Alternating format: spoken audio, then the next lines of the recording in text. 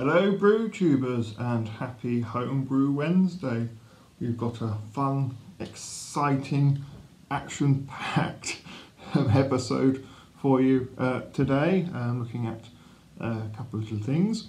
Also the first day of autumn, which is rather exciting. No, not really, but yes, first day of autumn, which means that the nights are drawing in, but it was actually really rather a beautiful day here today. There's barely a cloud in the sky, the sun is shining. I really should be outside. I have been outside today quite a bit, but yes, I'm in here to do the video because it's a bit more peaceful. So here we are. So what has been happening in my little world? In terms of brewing, it is hop picking 2021. I've been approaching it a slightly different way than last year.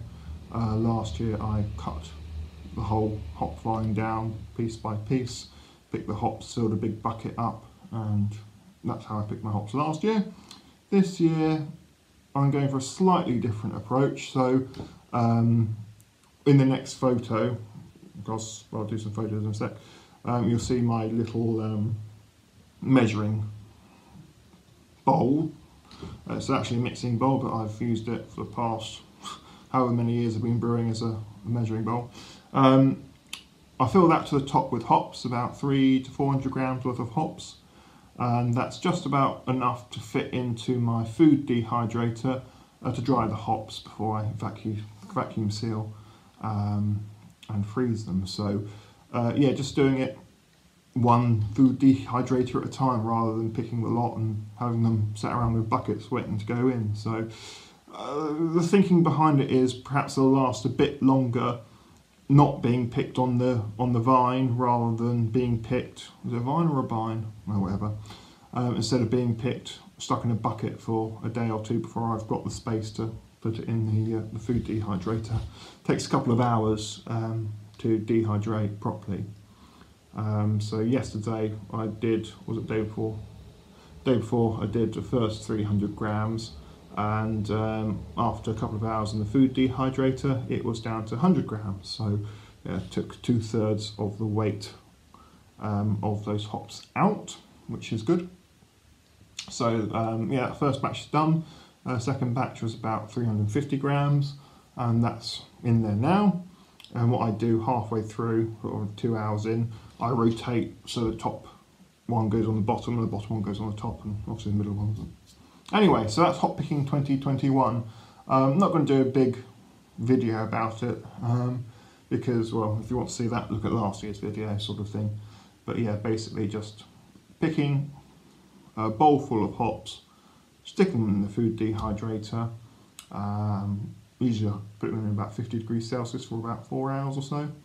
Rotate halfway through, and then weigh them, vacuum seal them, stick them in the freezer. Nice and simple. So yes, I'll show you the photos of the hop picking.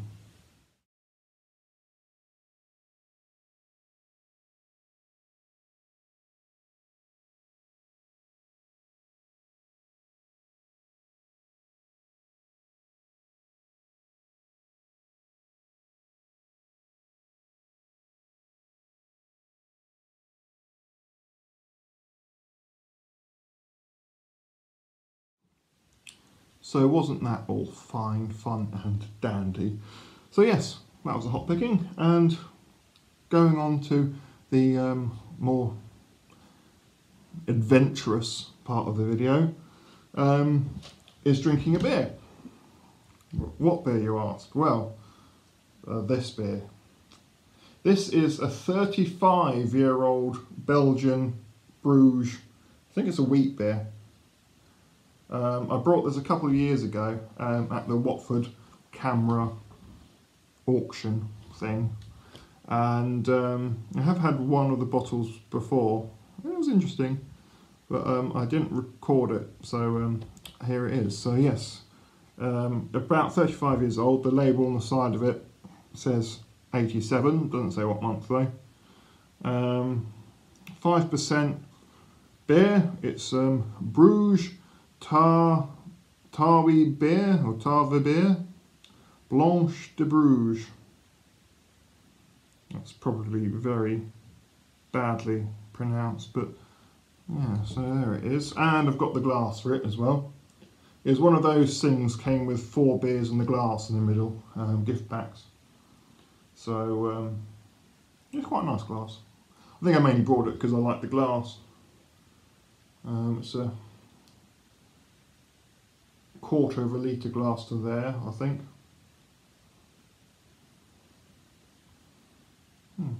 0.25 litres. So and this is the beer. So let's open it. It has just been in the fridge. I won't pour it all in because there'll be a horrible amount of sediment on the bottom. A bit of a hiss, which is quite good.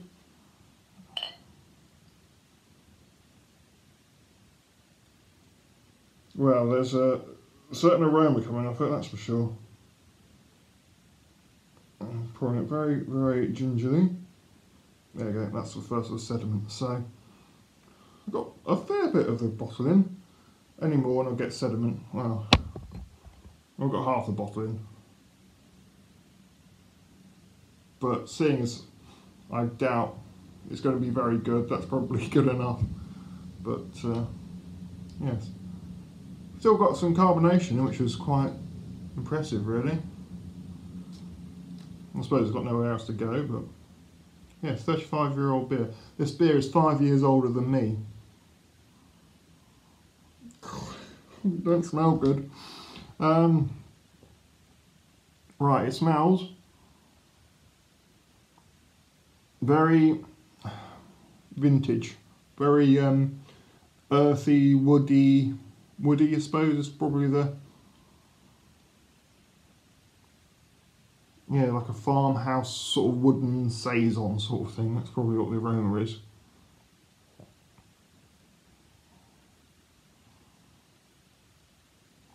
Musty. Yeah. Let's dive in.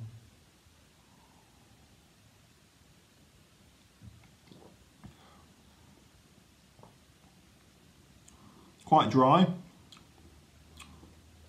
And it tastes, well, I'll tell you what it tastes like. It tastes like Crufts sherry.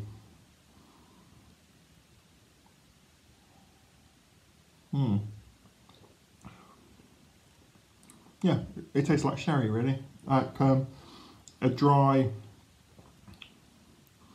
sort of, you know, wood vatted sherry. Like it's not Crufts, is it? Crofts sherry. That sort of pale one, isn't it, in the green bottle? I don't think I've got any down here. But yeah, it's that sort of flavour, like a dry sherry sort of flavour.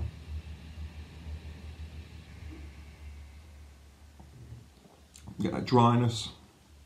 The sort of like a woodiness almost.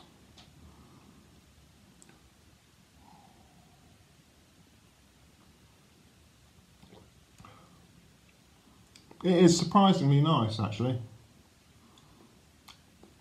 Well, when I say surprisingly nice, I didn't mean it's nice, I meant it's bearable. If you don't like sherry, you won't like this. If you like sherry, you'll think, ah, it tastes a bit like sherry, but it's a 35-year-old fucking beer. What am I doing drinking it? The things I do for your entertainment. There is a bit of an undertone, which isn't so nice, but it's actually mainly a sort of a dry sherry sort of flavour.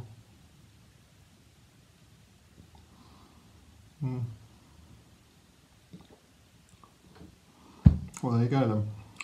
What else? Oh yes, I'm sure you've seen John Anderson's video of the Abbey Homebrew video of the pretzel pieces. I went to a local brewery who have a tap room, and it's one of the hot days we had a couple of weeks back, and I had a stout, and on the snack menu because we actually went there for lunch because they used to do pasties, but when we got there they didn't have any pasties, so we had to have some little snacks. So on the snack menu, they had these little peanut butter pretzels, and I had a chocolate, orange and cardamom stout, I think it was, which I didn't really enjoy that much. Too much cardamom flavour and a wee bit on the thin side. Could have had a bit more mouthfeel for a good stout, but anyway, that's beside the point. I thought these went very well with stouts. It's a perfect dark beer accompaniment. I think it's that sort of salty and sort of nutty sweetness you get with it. I think it sort of pairs with a good sort of malty, chocolatey sort of beer quite well. You know, you get like peanut butter stouts, don't you? Yeah, I think it's just a great accompaniment for dark beers. Not so much, I mean, you can have them with pale beers, of course you can, hoppy beers, but I just think the flavour profile complements the dark beers more. So yeah, I keep looking at them when they're over there. But yes, there you are, peanut butter. I got these from Amazon. I think it's about £13 or £14 for a 1.56 kilogram tub. I think you can probably get them from Costco because they're that Kirkland company. If you have a Costco near you, and I think apparently eBay as well, but I don't know. Anyway, so yes, I think they're well worth having, especially if you've got a stout on. Yeah, they're a good little snack really. So, yeah. So anything else? Oh yes, I did try and brew twice. So I was going to put a brew on yesterday, but then I got called out to pick some fridges up, and then had a couple of little meetings and stuff. So yeah, brew day didn't happen yesterday. So I tried to brew again this morning, and had another meeting, and then another meeting. So 1 o'clock came, and it's like, oh, brew, well. So yeah, went to start brewing. I thought, well, let's do it. And put it in the grain basket, dropped the bloody handle to the bottom of the boiler, tried to get it out, then dropped the bloody mash paddle in as well. So I thought, well, bollocks to it. It's not gone right in the first 5 minutes of trying to, and it was boiling hot, because I'd already raised the temperature up to bloody mash temperature, so couldn't extract either the grain basket handle or the stirry spoon. So I thought, yeah, just bugger it, you know. The water's probably a day old now anyway, so give up, try again tomorrow. So I am brewing tomorrow instead. So yeah, I collected the water for that. I'll do the Old London Porter, which I'm hoping to send to the Datchet Beer Festival. They did message me on Monday saying they're interested in one of my beers, and they're going to confirm tomorrow if they want one, and if they do want one, what one they want.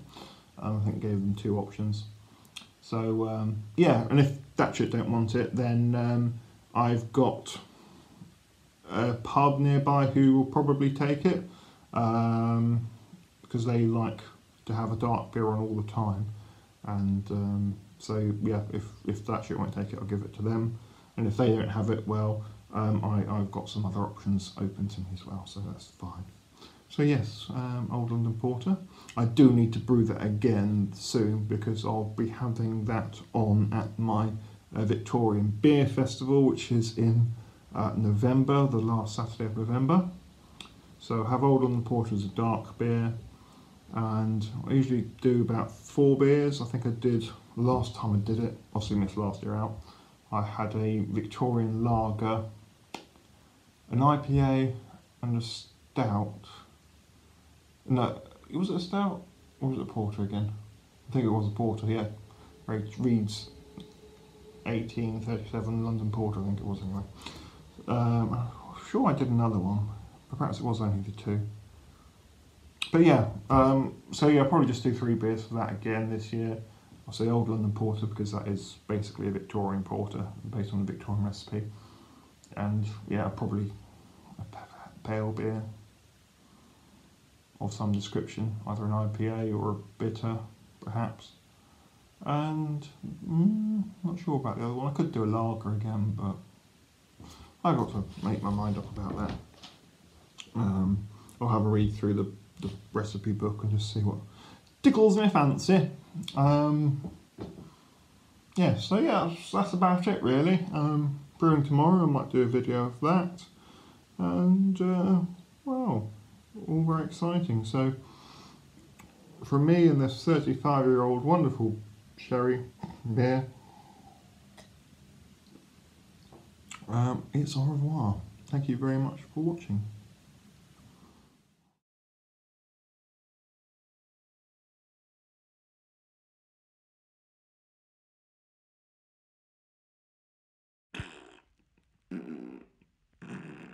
What a mistake to make her!